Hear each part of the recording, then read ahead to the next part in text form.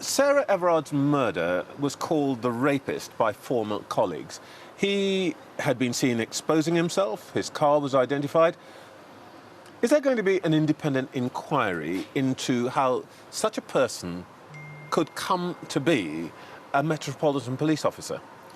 Yes, well, I agree with you. It is deeply, deeply disturbing, and I think all of us feel it acutely for two reasons. One of which is we've all walked in that sort of area. We can imagine that happening to one of our loved ones, and our hearts go out to Sarah Everard's family. But also the sort of things that you've described, the kind of warning signals that appear to have been overlooked. I do think it's important as a first step that Cressida Dick, as the Commissioner, properly investigates that. And I think we need to just let her get on with the job of doing that first. Well, of course, the question that's being asked is, this happened on Cressida Dick's watch. The procedures that allowed him to become a Met police officer and the culture that, as far as we can tell, appeared to turn a blind eye, either developed or continued under her aegis.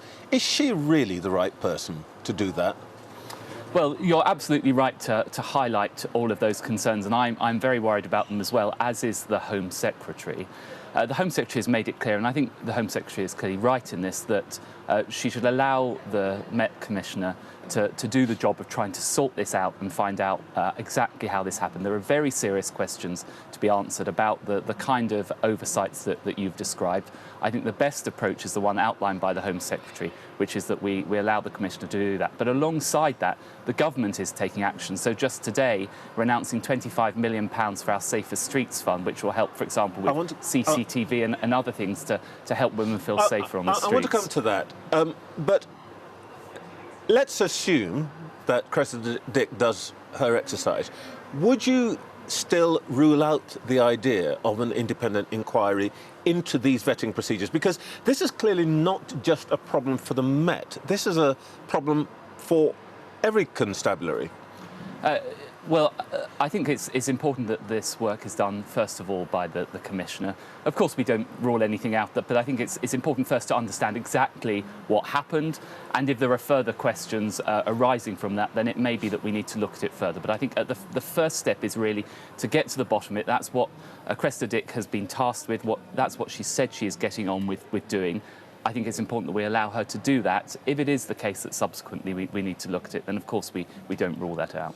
This issue, this tragedy has thrown up some issues which are wider even than the police. Now, in your job as chair of the Conservative Party, you're responsible for party discipline. Philip Allott, who's the Conservative Crime Commissioner for North Yorkshire, told women this week that they needed to be more streetwise. Now, he's apologised for that. But shouldn't you have been on the phone telling him he had to go the minute you heard that? Well, the Prime Minister and I were outraged by what he said. It was completely unacceptable. I've been very clear in condemning it. I know the Prime Minister shares that view. He did immediately apologise, and I think that's appropriate for him to do so. Can women in North Yorkshire be at least clear that when you next offer a candidate for this role to the electorate, the name won't be Philip Allott? Well, I'm not going to preempt the selection process. You're in charge of candidates. Well, we go through a proper, transparent process with that. But I be in no doubt at all that the Prime Minister and I profoundly disagreed with what he said. It was a stupid thing to have said, and he has rightly apologised for it.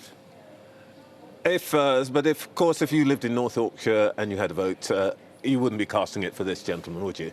Well, let's wait for the selection process for the new PCC.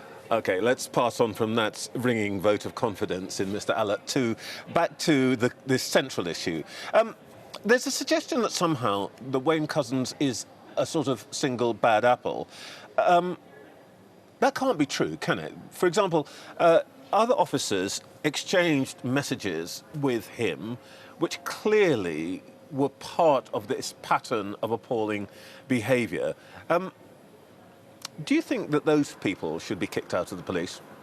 Well, of course, anyone who has breached police conduct rules should face appropriate disciplinary action. I do think, though, it's important, and I'm sure your viewers appreciate, and I appreciate, the vast majority of police officers do an incredible amount of hard work keeping us safe every single day. I saw that just yesterday when I visited Gold Command for our conference. 1,500 police officers working day and night to make sure that everyone's safe. Most police officers are deeply noble and committed to keeping the public safe. It is important, though, that of course we address situations where there rise the kind of appalling conduct of this person, and I think that's why the Met Commissioner is rightly investigating it properly. You've mentioned the £25 million that the Home Secretary is committed to projects that are going to make the streets safer. The examples that have been given are locked gates to alleyways, better street lighting, CCTV. Can you explain to me how any of that would have prevented the death of Sarah Everard? Well, those are wider measures to make sure that women feel safe and people in general feel safe, and those measures will help people feel safer. Clearly, there are questions about none of that would have interfered with that, and of course, with what that man did. You're absolutely right to highlight what I think is an underlying point about the fear that I have and others have that there will be a loss of trust, particularly amongst younger women with the police. And Cressida Dick has made it clear that she's got a big job of work to restore that trust. And that goes alongside, though, the kind of action in the Women and Girls strategy and in the Safer Streets strategy, which is about making sure that people feel safer generally. There's no silver bullet to restoring the trust that people feel with the police, but I know that the Commissioner takes it exceptionally seriously about how we can rebuild that trust. Well, here's one way you could address this. Another former female police chief, Sue Fish, who ran Nottinghamshire Police, has said recently that what should be happening is that we should be treating the issue of violence against women and girls as seriously as we treat counter-terrorism. Now, we're sitting a few hundred metres away from where the Manchester Arena bombing took place. 22 people lost their lives.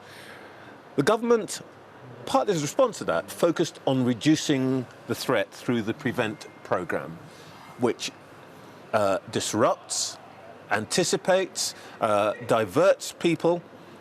Do we need a PREVENT programme for male violence against women and girls?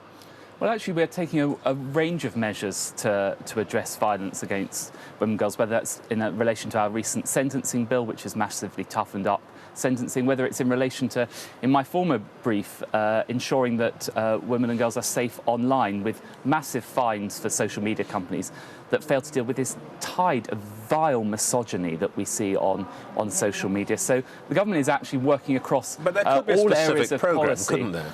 Yes, although that said, Vicky Atkins, the excellent minister in the Home Office, is essentially coordinating all of that on behalf of the Home Secretary, ensuring that we have a joined-up approach to doing so, and has been specifically tasked by the Prime Minister to do that. And that's the approach we're taking. It goes across a range of different government activities. All right. Let's talk about the other big issue of this weekend, that's economy, cost of living.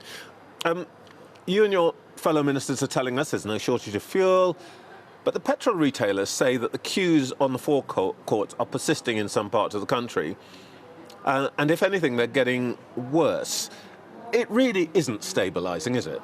Well, I think it depends where you are in the country. So, for example, around here in Manchester, I was out and about yesterday.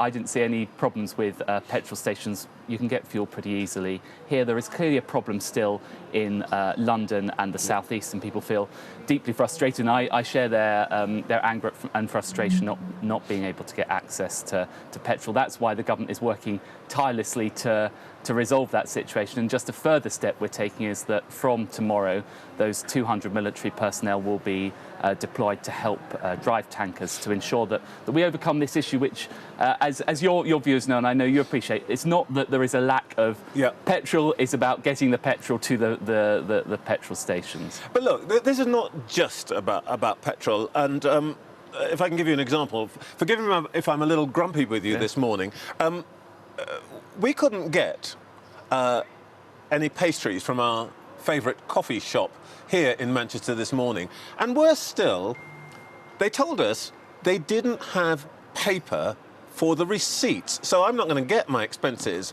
from Sky News. We're facing a series of shortages. And there doesn't seem to be any consciousness in government about what is really going on on the ground. We're getting a lot of reassurance, but we're actually not getting our buns.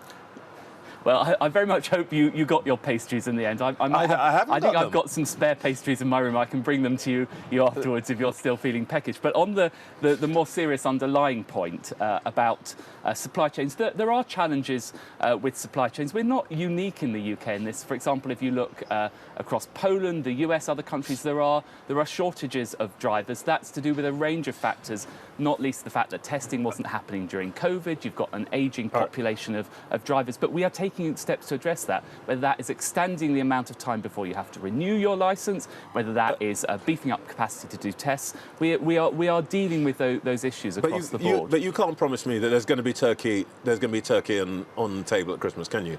We will make sure that people have their turkeys for Christmas, and I know that the Environment Secretary George Eustice, this is absolutely top of his list. All right.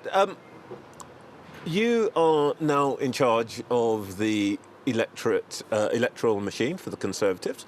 Has the Prime Minister told you to get ready for an election in 2023? Well, the Prime Minister has told me to make sure that the Conservative Party machine is ready to go for an election whenever it comes, but also to make sure that I, as the Conservative Party chairman, am a strong voice for the Conservative Party and for Conservative values, including in the media in this discussion that we're having now. So we could be asked to vote again in 2023? No, right now we are absolutely focused on getting on with the job of making sure that we deliver for the British people. I can assure you that Prime Minister, Chancellor, Home Secretary, they're not speculating about elections. Day in, day out, sleeves are rolled up. They're focused on delivering what matters to But you know people. I'm going to ask you, you're not going to rule out a 2023 election? It's not my job to call an election, but we know full well that the usual electoral cycle would take you through to 2024, but that's entirely up to the Prime Minister. One last thing. When you get there, what are you going to be telling us? There is a question at the moment about whether Conservatives are truly Conservatives. Biggest tax rises, biggest tax burden, I beg your pardon, since the war. No sign of any cuts in taxes. Can you rule out, and I know you'll say this as a Chancellor, but let me put it this way. Would you, Oliver Dowden, be opposed to any further tax rises before the next election? Well, the Conservative Party has always been the party of low taxes, and indeed we've cut taxes. Well, you're not today, are you? No, but Trevor, you look at our record in office. 2.25% on national insurance. But I'll come to that in a second. But if you look at our record in office, since 2010, we massively increased the personal allowance, delivering a huge tax cut to millions of working families. Of course, we had to deal with this COVID crisis, and we were faced with a choice.